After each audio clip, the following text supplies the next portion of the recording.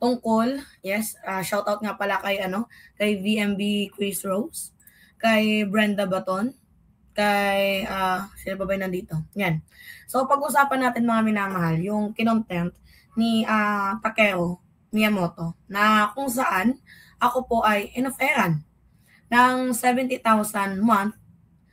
Pero hindi ko babanggitin ko anong station Siya lang yung nagbanggit ng SMNI na yan. Hindi ko babanggitin ko anong station. Pero alam nyo naman, di ba, na when the, tawag dito, if the shoe fits, wear it. So, ikukwento ko sa inyo kung paano kami nag-meet nitong vlogger na to. Rachel Hualbar 778. So, pakita ko sa inyo to mga minamahal. Ganito kasi yung nangyari. Wow, sikat si Mima. Hindi naman, di ko lang talaga magets kung bakit ako yung trip ng nag-transaction sa akin. Pero, to make the long story short, mga minamahal, hindi ko siya pinatulan. Kumbaga, nag-curious lang ako. It's about curiosity. Kasi, di ba, unang-una, saan kukuha ng pondo? Ang station na yun. Di ba, para pambayad sa napakadaming mga vloggers. Diba, syempre yun yung una nating iisipin. Kasi nakita ko yan, dami nilang mga host. Ano sila, 6, 6, 12. Tapos naghahanap pa daw sila. So ngayon, ano nga ba yung pinaka-purpose? So ipagtanggol daw. Si former President Duterte. Unang-una, hindi ko naman kayang ipagtanggol. Yung taong alam ko namang makasalanan. Diba? Hindi ko kayang ipagtanggol ang taong gumawa ng kasamaan sa ating bayan. So, hindi ko talaga to, wala talaga akong balak na i-content yan. Mga minamahal, sobrang wala talaga ang balak na i-content niya, to be honest. Ngayon, nung kinontent na tayo, nagulat lang ako. Sabi ko, ba't kinontent na to? Kasi napaka-confidential noon. At kilala namin. Kilala din nila. Dating kaibigan natin. Yung vloggers na ino-offeran ako. Diba? Ng 70,000 monthly plus condo. Tapos, bukod sa condo, meron pa 30,000 monthly allowance. So, syempre, di ba, hindi natin kayang kitain yung ganun Kung si Mima, hindi ko kayang kitain yung ganun kalaki. So, pipitsuging vlogger lang naman ako Pero ako po ay meron paninindigan. Yun po yung aking masasabi. Hindi natin kaya kitain yung na yan, yung ganyang kalaking pera na yan monthly.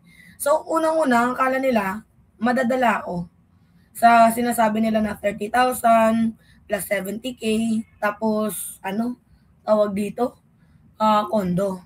Syempre, di ba, malaking pera yun. Kasi nag-YouTube ako, yung amo ko, YouTube. So, freelancer ako ni YouTube. So, walang nagdidikta sa akin, walang kumbaga lang ako I'm just a simple person na merong paninindigan at nananawagan para sa ating bayan. Di ba?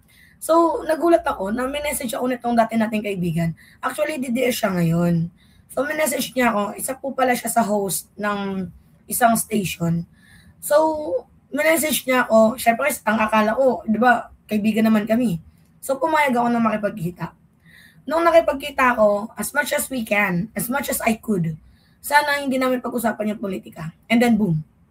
Bigla pong nag-open itong taong to tungkol sa kanilang kitaan sa station na yon. Tapos meron pang free travel. So, syempre, di ba, nakaka-amaze. Lalaki talaga yung yung ulo mo na putang grabe. 70,000 monthly, di ba? Kaya gusto kanilang hikayatin dahil alam nilang may paninindigan ka matapang. Yan ang para magkaroon ng credibility yung ibang mga vloggers. So, kailangan ng mga katulad natin, di ba? Kaya nga, di ba, iyaya din nila? Itong si General Torre na umanib sa kanila. Kasi kailangan nila ng credibility. So, kailangan nilang ibalik, di ba? Kailangan ibalik ng mga DDS camp yung tiwala sa kanila ng taong bayan. So, ang kanilang ginagawa is kumukuha sila ng mga taong may mga credibility. And I think kasama na dyan yung mga nasa cabinet position at iniisa-isa na din yung mga vloggers. And that will not happen. Hindi talaga, mga minamahal, never. Kasi unang-una, sabi ko, ba't ako babaliktad? Paano ko ipagtatanggol yung mga Duterte? Hindi lang doon yung dignidad ko bilang isang tao, bilang isang vlogger, di ba? Nasa nang ang dignidad ko, 'di ba? Mga minamahal, kung ako ay papatol sa ganun. Sabi pa nga nung mga nag-comment dito, Mima never ever think to cross the other side. You will regret it big time. Actually, nung una, syempre ano sa tenga masarap pakinggan, 'di ba? Na, uy, tayo po ay ano ino-offeran. Pero na-curious lang ako. Tinanong ko lang kasi masisira talaga yung buhay ko dito. Masisira yung buhay ko kapag pinatulan ko yung offer na yan sa akin ng isang content creator na yan para bumaliktad daw ako kuno sa kanila. So, alam kong masisira yung buhay ko dyan. Kaya hindi ko sinubukan. Like, na-curious lang ako. Tinanong ko, sino yung mga kasama? Sino yung mga nandun? Di ba? Oh, sabi ni Jenny Camps, ni Campos, tama, di ba? Yan yung mangyayari. Guguluhin ka lang nila after. Like, parang ano nila ako sacrificial lamb. Kung iniisip ko kasi, hindi natin alam yung takbo Baka mamaya, kinikeme-keme lang ako. Di ba? Ini-eme lang ako. Binibiro lang ako. Tapos pag umuo ako, gagawin nila akong sacrificial lamb. 'Di ba? Or kung totoo na talaga yung offer sa akin, kunyari nandun ako sa station na yon. Like parang pagtatawanan nila ako 'di ba? Oh, ito, Marcos ano to, admin vlogger to, tapos tingnan niyo nandito sa amin ngayon. Like parang ang gusto nila mangyari, sirain ko si PBBM, which is hindi mangyayari yun. Ingat po. Sana okay ka lang. Okay naman po mga minamahal. Nagulat lang talaga ako. Hindi na nga ako sasama sa mga ganyang meeting Parang nagkaroon ako ng trauma na baka mamaya anong hypnotization, 'di ba? Ang gagawin sa akin. At saka nabasa ko yung mga mga comment ninyo.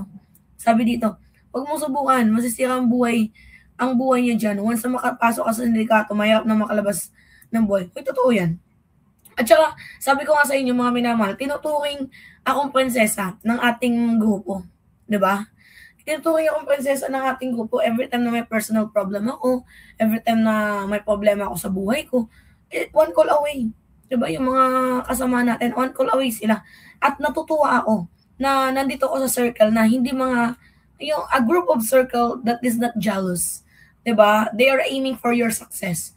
Kasi sa grupo namin, ang hinahangad ng bawat isa, yung success. 'Di ba? So, nandito na ako sa magandang circle, pupunta pa ako sa magulo. Sino ba yung nagpapagulo? Dito sa sabi dito, baka naman isa-isahin kayong pabagsakin yan. Posible. Or baka mas taasan nila yung offer. Mga mukhang pera na vloggers lang sasali sa mga Dotai Camp kasi may pera dyan kahit masamang paraan. Yun na nga Diba yun yung nakakalungkot? Diyan ba napupunta yung pera ng kabanabayan? Diyan ba napupunta yung pera nating mamamayang Pilipino? Diyan sa mga vloggers na nagtatanggol sa kanila? Ha? Diyan ba? Sa mga trolls? Diba? Gawin ka lang attack dog, Mima. Huwag naman. Kaya nga, baby, baby in 2824. Yan yung mangyayari, walang iba. Magiging attack dog, asu-asuhan, diba? Pero, hindi ko tinanggap. Like, nag-message siya sa akin, sabi niya, magdesisyon ka na habang maaga pa. Ginanon niya ako. Nag-message siya. Ngayon, sabi ko, sige, mag-message lang ako. Pero alam niyo kung anong ginawa ko? Kinwento ko sa ating mga kaibigan.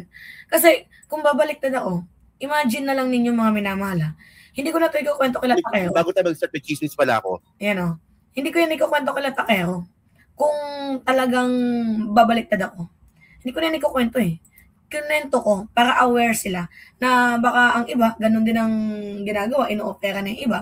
So, at least, magkaroon ng awareness na din sa mga vloggers na baka ganito, may mag-offer sa inyo, hindi natin alam kung kinikeme lang kayo. So, at least meron tayong awareness, di ba? Hindi ako nagkulang sa payo. Sinumbong ko sa kanila. Hindi ko naman alam na iko-content ni Takero. Kaya nga, medyo nagulat ako Sabi ko, ba't mo kinontent Takero? Baka mamaya tawagan ako nitong vloggers na to. Buti na lang hindi ako tinawagan. Parang nakablock ata ako sa kanya. Binlock niya ata ako. After na makita yung content ni Takero Miyamoto, mukhang binlock ako. Anyway, di ba mga minamahal, ganun sila kadesperado. So, bakit sila ganun kadesperado? Di ba nakakapagtakang isipin, ba't ganun sila kadesperado?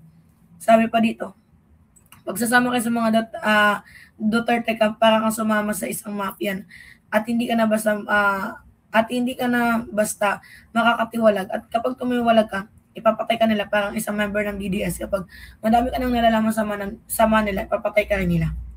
Diba pa, diyan ako natatakot kasi alam naman natin yung kayang gawin ng mga DDS. Diba? Alam natin yung kayang gawin ng mga Duterte. So, hindi ko pinatulan yun, mga minamahal. Never kong papatulan yung ganun. At saka may prinsipyo ako. Diba? Yung dignidad ko yung pagkatao ko. Ano yung magiging credibility ko kung maniniwala ako sa mga ganyang klaseng pang-uuto nila. Diba? Or kung bumaliktad ako, ano yung mangyayari sa akin? Nagigets ninyo, mga minamahal? Okay, alright. So, Pegador, wala kang kawala. Pegador, kayo ay maganda. Pegador, galit sa masama. Pegador, ang sa inyo bebenga. Pegador, wala kang kawala. Pegador, kayo ay maganda. Pegador, galit sa masama. Pegador.